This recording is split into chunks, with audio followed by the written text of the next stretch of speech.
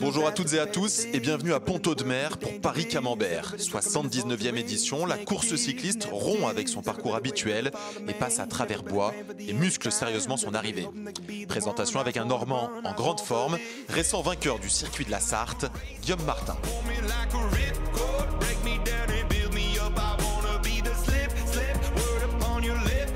Le début est classique, assez peu difficile et c'est plutôt à mi-course qu'on arrive vraiment sur des toutes petites routes qui seront évidemment humides en raison du temps, donc rendu plus difficile. Et puis c'est une succession de petites bosses assez raides, ça va dans tous les sens. Et puis surtout le final qui est nouveau avec ce fameux chemin de terre qui en soi n'est pas très difficile, qui risque de provoquer des crevaisons, je pense, parce qu'il sera évidemment en mauvais état. Donc la dernière bosse qui est vraiment plus raide que ce qu'on a pu connaître l'an passé. Donc moi je vois clairement pas un groupe de 50 coureurs comme se jouer la victoire comme c'était le cas l'an passé. Je me sens plutôt reposé et on dit quand on gagne on récupère mieux, donc je me sens frais et dispo pour repartir sur la victoire pour ce Paris-Camembert. Des cailloux, des trous, de l'herbe sur la voie centrale, c'est avant tout le passage par le chemin de la Cabine, long de 1,9 km dans les bois de Livaro qui polarise toutes les attentions, à commencer par celle de David Gaudu. Le grimpeur de Groupama FDJ n'est pas un habitué de ce genre de tracé.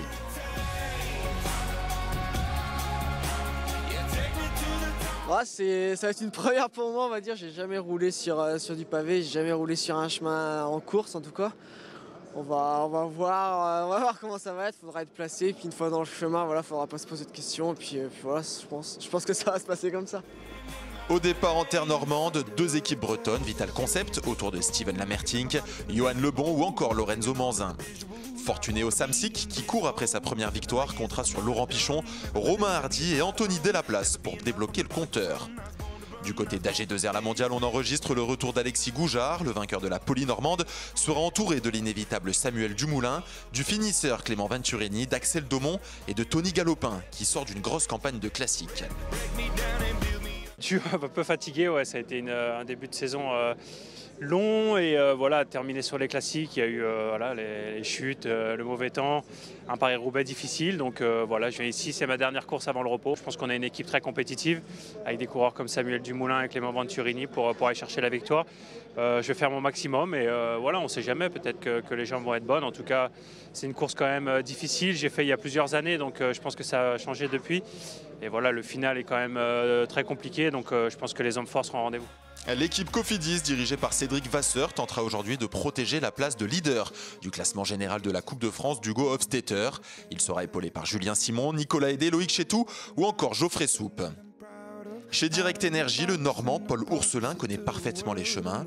Il pourra conseiller son leader Lilian Calmejane, victorieux sur la Drôme classique, mais moins en réussite que l'an passé à la même époque. Il ne s'affole pas. J'aurais aimé avoir déjà 6 victoires comme l'année dernière en avril, mais non, c'est pas quelque chose qui me frustre. J'ai déjà levé les bras cette saison et j'espère les relever bientôt. Là, je sens que je suis sur un cycle de forme qui est une forme ascendante, sur un cycle de forme qui revient bien, qui doit m'amener à être à 100% à Liège, je l'espère. Donc j'ai pu m'illustrer sur les dernières courses que j'ai participé. Aujourd'hui, c'est une Coupe de France qui a été durcie, c'est une Coupe de France qui correspond bien à l'équipe, qui correspond bien à mes qualités aussi. Donc je pense qu'aujourd'hui la course sera au rendez-vous. Il n'y a pas vraiment d'équipe capable de cadenasser la course pour un coureur. Donc ça va être une belle course avec beaucoup de difficultés concentrées dans le final.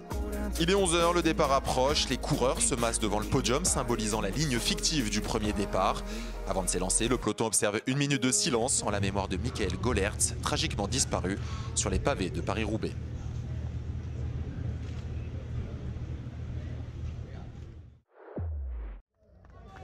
Après ce moment de recueillement, le départ est donné pour cette 79e édition de Paris-Camembert. Les 196 km 500 de parcours ont été modifiés afin de densifier l'arrivée. L'an dernier, pour la première fois depuis sa création, Paris-Camembert a délaissé l'arrivée à Vimoutier pour Livaro. Cette année, le maître mot a été spectacle et on est allé chercher les bosses dans un rayon de 30 à 40 km, explique l'organisateur et Guy Brien, de façon à rendre beaucoup plus musclé la fin de ce parcours. 3 départements traversés, l'Eure, l'Orne et le Calvados. Et après un début d'épreuve sur de longues portions planes, le peloton multipliera les passages sur la bosse de la Bectière, de l'Angleterre et terminera cette succession de bosses par les 10% de la côte de Saint-Michel-de-Livet avant de plonger vers Livaro. La grande attraction, vous l'avez compris, sera le passage sur le chemin de la Cabine, un chemin forestier non goudronné situé à une quinzaine de kilomètres de l'arrivée. Ça sera notre tranchée d'Arenberg, juge même l'organisateur. Les 126 coureurs répartis en 19 équipes auront un aperçu complet des différents paysages composant le Pays d'Auge. Parmi ces 19 équipes, on retrouve 9 équipes tricolores et 10 équipes étrangères, parmi elles les Danois de Vorarlberg, les Norvégiens de Joker Jikopal ou encore les Russes de Gazprom. Dès le début de la course et comme de coutume en Coupe de France, ça tire dans tous les sens. Alexis Goujard tente sa chance mais il n'est pas relayé malheureusement. Lui qui n'a pas couru depuis Milan San Remo ne pourra pas parvenir à prendre la bonne échappée. Il faut attendre le kilomètre 11 et voir une nouvelle attaque, celle de Peric Kemener de Direct Energy. Il emmène dans sa roue un coureur de Roubaix-Lille Métropole. Belle attaque de Kemener qui est très en jambes et qui finalement est tout seul derrière sa contre avec 2 autres coureurs. On reconnaît là le maillot bleu de l'équipe américaine United Healthcare et le maillot rose caractéristique, celui de Roubaix-Lille Métropole. Intelligemment, le coureur de Direct Energy les attend. On est plus fort à 3 et le contre qui parvient à faire le jump.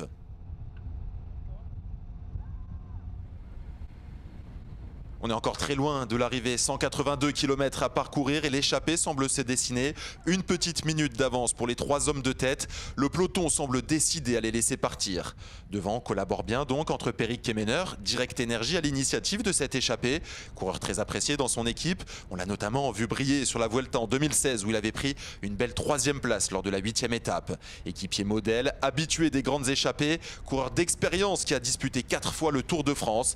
On devra donc compter sur lui pour cette échappée matinale. Il est avec l'Américain Daniel Eaton, jeune coureur de 24 ans qui découvre les courses européennes. Lui qui s'était illustré sur le Tour d'Alberta où il avait pris la 6e place en 2016. Daniel Eaton que l'on a l'habitude de voir sur les Coupes de France cette année, il a participé à 4 des 5 premières manches depuis le début de la saison, sans réussir malheureusement à tirer son épingle du jeu. Et le 3e larron de cette échappée, c'est Pierre Gouaud de Roubaix-Lille Métropole. Les suiveurs de la Coupe de France se souviennent là aussi bien de son échappée en compagnie de Benoît Cosnefroy l'an passé à Iceberg. Il avait résisté au retour du peloton, mais Pierre a été battu par le futur champion du monde espoir au sprint. Derrière, eh bien, ça lâche du lest, on essaye de partir en contre comme Marc Fournier de Vital Concept Cycling Club, mais il est rapidement repris par un peloton qui est emmené par AG2R et par Loïc Chetou qui dit à tout le monde de se calmer. On veut voir l'échappée partir pour avoir un début de course plus tranquille au sein du peloton. Les hommes de tête qui repassent sur la ligne de départ à Pont-Audemer et l'écart qui augmente, plus de 6 minutes d'avance maintenant pour les 3 fuyards. On ne panique pas du côté du peloton. Petite anecdote à noter, cette 79e édition connaîtra dans quelques heures un vainqueur inédit puisque aucun ancien lauréat est présent cette année. Il y en a qui ont frôlé la victoire comme Samuel Dumoulin, monté à 3 reprises sur le podium, ou encore Romain Feillu qui a lui grimpé 2 fois sur la boîte. Un nouveau nom viendra donc garnir le palmarès de cette classique. 6 minutes d'avance, on commence à réagir dans les voitures de directeurs sportifs. Certaines équipes placent un homme à l'avant. On voit Geoffrey Soupe pour Cofidis se mettre en route. On veut contrôler pour ne pas être piégé. On dévoile aussi ses ambitions du côté de la Ouanty. On sait Guillaume Martin très en forme après sa victoire sur le circuit de la Sarthe. Donc là aussi, on met un homme à l'avant pour contrôler cette échappée. Les échappés qui font leur arrivée dans Livaro pour un premier passage sur la ligne d'arrivée. Pour l'instant, les coureurs ont évité la pluie, mais vous le voyez, la chaussée est sèche et les nuages sont de plus en plus menaçants au-dessus du département du Calvados et de l'Orne. Les coureurs vont prendre la direction de ce dernier pour les premières difficultés du jour avec la cavée de croûte où la course devrait se durcir. Et l'écart des échappés a sérieusement diminué. On oscille entre 2 minutes 30 et 3 minutes pour les 3 hommes de tête.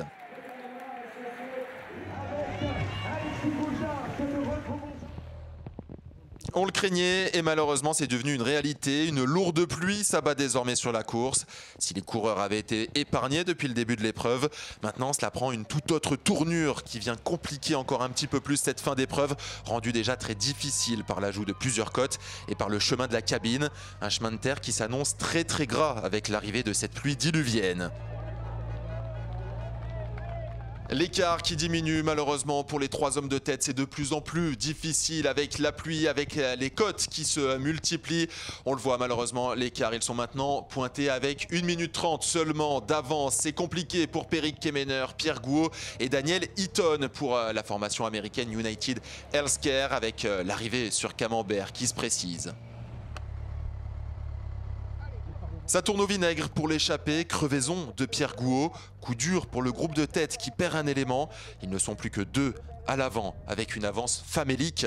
Même si Peric Kemener emmène bien cette échappée, ça semble difficile pour ces 2 hommes. Ils semblent condamnés. On écoute justement le principal instigateur de cette échappée matinale, Peric Kemener. C'est parti assez rapidement.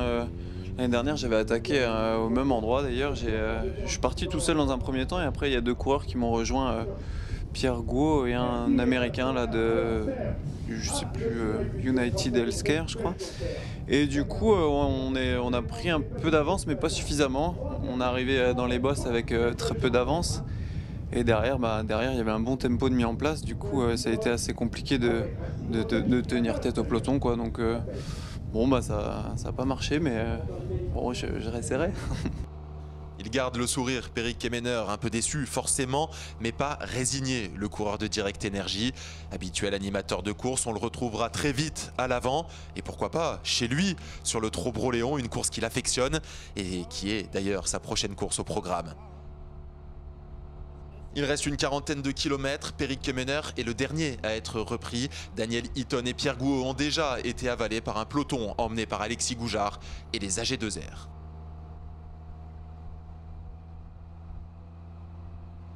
« 3h30 de course, il reste encore 5 difficultés au programme, dont le fameux passage par le chemin de la cabine. Si la décision ne devrait pas se faire dans ce chemin, il devrait éliminer de nombreux coureurs sur crevaison. Il y a bien une équipe qui aimerait être épargnée par les crevaisons pour débloquer le compteur victoire. C'est Fortunéo Samsic qui n'a pas encore levé les bras depuis le début de l'année.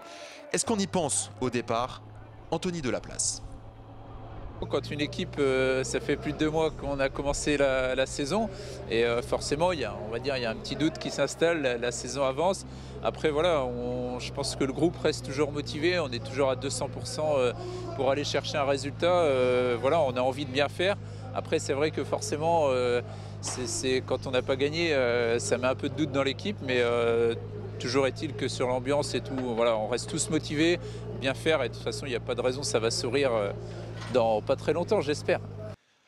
On assiste à une sélection par l'arrière. De nombreux coureurs sont victimes des conditions climatiques difficiles, de la difficulté du parcours et du rythme imposé par les AG2R. Un rythme qui n'est pas assez soutenu puisque l'on voit la première attaque avec un coureur de Wanty Group Gobert qui allume la première mèche. Il est tout de suite pris en chasse par Axel Daumont, notamment le coureur d'AG2R, mais également par un basque de l'équipe de Euskadi.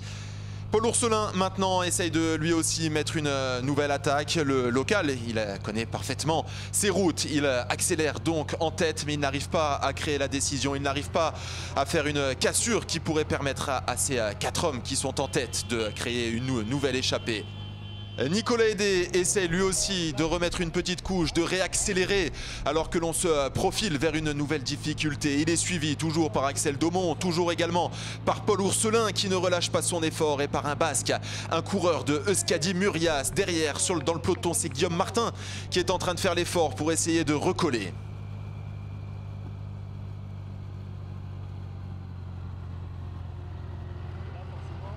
Ça se regroupe en tête de course, personne n'arrive à faire la décision, personne n'arrive à créer une petite cassure qui pourrait permettre de s'échapper. Les attaques se multiplient, une nouvelle attaque, ça part de l'arrière maintenant avec Lilian Calmejean, le leader de Direct Energy qui essaye de faire une petite cassure. Derrière c'est Nicolas Hédé et Valentin Madouas qui se regardent un petit peu. Et Lilian Calmejean qui en remet une petite couche, il ne se retourne pas. Si il prend l'information, il voit qu'il y a encore Nicolas Hédé dans sa roue. Nicolas Hédé qui se retourne également. Et Lilian Calmejean qui en remet une couche en force, en puissance. Le leader de Direct Energy qui essaye de faire une cassure. Il est lancé dans son style caractéristique. Pourquoi pas pour un nouvel exploit, pour un nouveau raid solitaire dont il a le secret. Il reste tout de même, vous le voyez, 27 km 500 à parcourir avant l'arrivée à Livaro. Et Lilian Calmejane qui insiste, qui veut absolument décrocher tout le monde derrière lui. Il est parti, le leader de Direct Energy, avec des conditions climatiques toujours très compliquées. On est sous la pluie, la chaussée est détrempée et on va suivre le coureur de Direct Energy. On ne va pas le lâcher puisqu'on sait que s'il arrive à prendre quelques secondes d'avance, il pourrait être extrêmement dangereux à moins de 30 km de l'arrivée. Avec les images de Jean-Luc Pedrotti qui ne lâche pas Lilian Calmejane, le leader de Direct Energy, qui se met en position de recherche de vitesse. Il a pris maintenant quelques secondes d'avance. Est-ce qu'il va réussir à faire la décision et à prendre une vingtaine de secondes d'avance qui lui permettrait d'aborder les dernières difficultés sereinement, avec toujours Lilian Calmejane donc à la sortie de Heurtevent, qui a produit son effort, qui ne lâche pas, et le peloton derrière, on ne s'organise pas, personne ne veut prendre le leader de Direct Energy en chasse. Lilian Calmejane donc lancé maintenant seul en tête.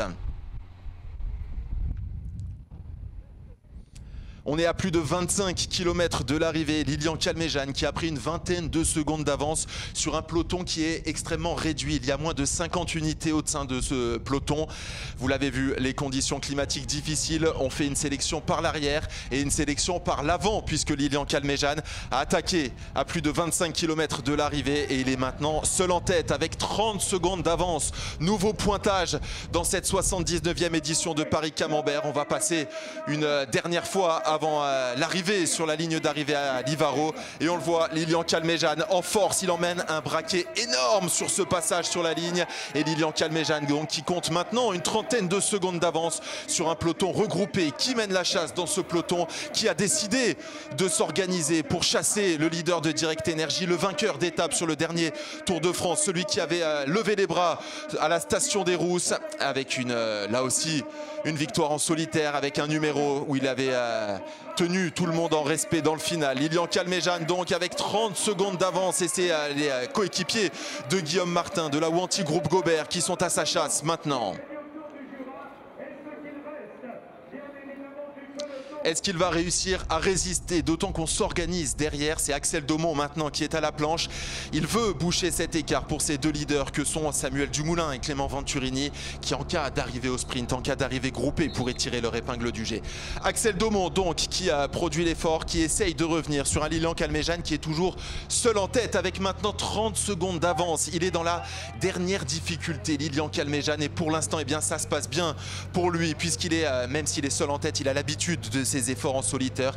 Il a l'habitude de se faire mal pour conserver son avance et pour remporter des victoires. On l'a dit, à la même époque l'an passé, il avait 6 victoires. Cette année, il n'a levé qu'une fois les bras. C'était à la Drôme Classique où il avait réussi à écœurer 2 quick-step dans sa roue et à l'emporter. Est-ce qu'il va réussir à venir à bout de ce chemin de la cabine? Il en sort de ce chemin de la cabine, il a réussi à ne pas crever.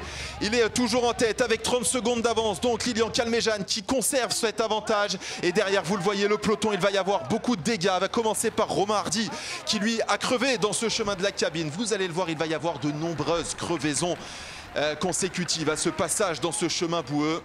Ouais, un coureur de Direct Energy là aussi contraint de s'arrêter. Les équipes qui avaient prévu le coup, on voit là le mécanicien Julien Levasseur de l'équipe de la FDJ qui attend avec des roues. On va remonter avec Romain Hardy donc qui a réussi à réparer sa crevaison et à repartir, et vous le voyez avec de nombreux coureurs qui ont été distancés, consécutifs donc aux crevaisons et consécutifs à la fatigue qui s'accumule. Et Lilian Calmejane qui est dans la côte de Saint-Michel-de-Livet, c'est la dernière grande difficulté du jour, des passages à 10%, et Lilian Calmejane qui produit son effort. Il perd un petit peu de temps sur un peloton où 2 hommes ont réussi à s'extraire de ce peloton. Il s'agit de Valentin Madouas, le coureur de Groupama FDJ, et de Andrea Vendrame, le coureur de Androni Giocattoli. Lilian Calmejane dans les 2 derniers kilomètres, il aperçoit la flamme rouge, il est en train de gérer son effort. Est-ce qu'il est en train de ralentir? En tout cas, il est bien lancé pour l'instant. C'est lui qui tient la victoire depuis 2007 et la victoire d'Alejandro Valverde. Il n'y a eu que des victoires françaises. Est-ce que pour la 10e fois consécutive, un coureur français va s'imposer à Livaro? Lilian Calmejane qui compte maintenant 20 secondes d'avance sur 2 coureurs, Valentin Madouas et Andrea Vendrame d'Androni Giocattoli. Le peloton est lui pointé à plus de 30 secondes. La flamme rouge, l'effort, l'acide lactique qui commence à monter, qui commence à piquer pour Lilian Calmejane. Il est maintenant au dernier kilomètre, il va l'emporter. Il va obtenir sa deuxième victoire de la saison ici à Livaro pour cette 79e édition de Paris-Camembert. Lilian Calmejane lancé. Derrière lui, il y a Valentin Madouas et Andrea Vendrame. Je vous l'avais dit, mais c'est trop tard pour ces deux hommes. Ils vont devoir s'incliner devant cet homme qui a attaqué au meilleur des moments et qui aurait été le plus fort ici. Victoire de Lilian Calmejane.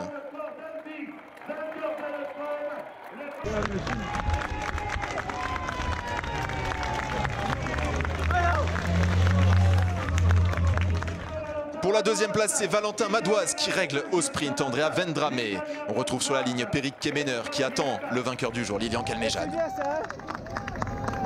Ça fait plaisir, merci. Fais gaffe, c'est un peu dégueulasse quand même. Bon bah c'est bien.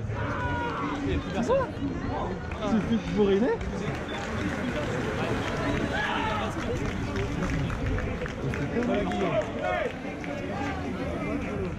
Ça avait l'air bien quoi.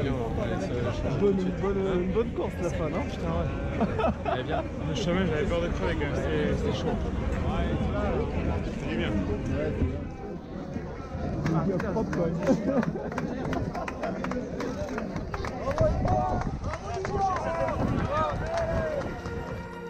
Lilian Calmejane remporte donc cette 79e édition de Paris-Camembert. Il devance Valentin Madouas et Andrea Vendrame.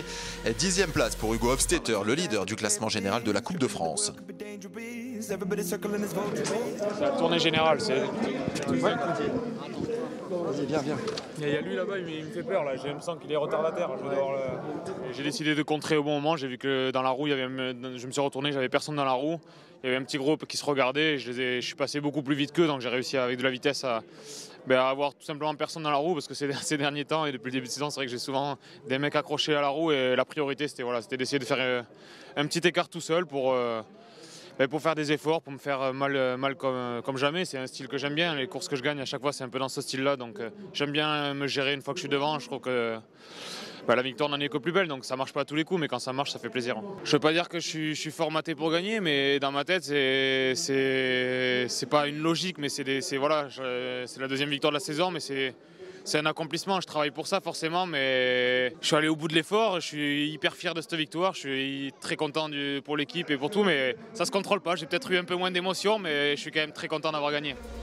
Très en forme, le néo-pro Valentin Madouas signe le premier podium de sa carrière.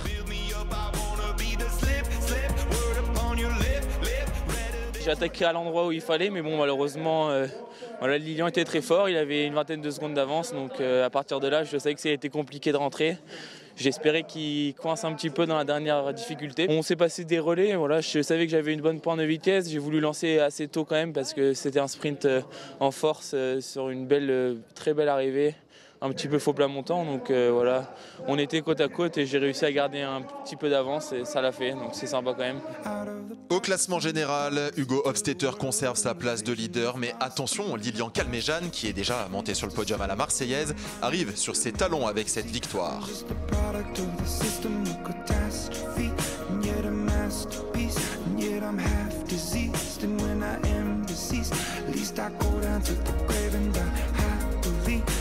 Le podium donc avec sur la troisième marche Andrea Vendrame d'Androni Giocattoli. Ouais, c'est vrai que je peux avoir quelques regrets. J'ai décidé de partir bien en amont dans la dernière côte, dans la dernière difficulté. Et c'est vrai que c'est un petit peu trop tard. Mais bon, ça ne sert à rien d'avoir des regrets maintenant. C'est trop tard. Tout ça, c'est fait. Merci d'avoir suivi en notre compagnie cette 79e édition de Paris-Camembert qui, vous l'avez vu, a été riche en rebondissements avec une belle échappée et un beau vainqueur, Lilian Calmejane. Rendez-vous très vite pour la suite de la Coupe de France sur Eurosport. Paris-Camembert, la Tour Eiffel se met au vert. Les cyclistes sont à la fête, dans la route tourne, tourne, tourne.